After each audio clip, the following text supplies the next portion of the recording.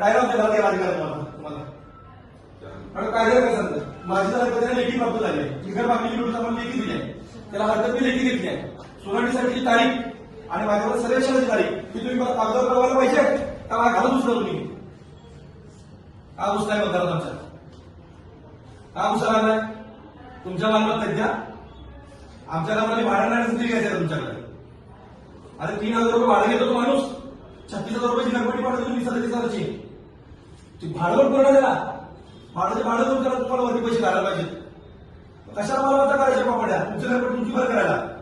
हे चालणार लक्षात ठेवायचं आणि योग्य सर्वे करायचा आलं लक्षात कोणतरी मोहन काहीतरी सांगते 5,000 भाडं 10,000 भाडं 20,000 भाडं लावला पडते ताबडतोब पाठवून दिल्यात बरोबर काही चालणार नाही योग्य कागदपत्र तपासायची त्या पद्धतीनेच काम झालं पाहिजे लेखी तुम्हाला घर मागणी घरपट्टी मागणीची नोटीस पाठवत आहे घर वाढ झालेली त्याला आम्ही लेखी तुम्हाला हरकत नोंदवतो लेखी हरकती बाबतीत आम्ही तुम्हाला सगळं सांगितल्यानंतर त्याच्यावर तुम्हाला अपेक्षित काय आहे की तुम्ही आम्हाला लेखी कळवावं की या सुनावणीसाठी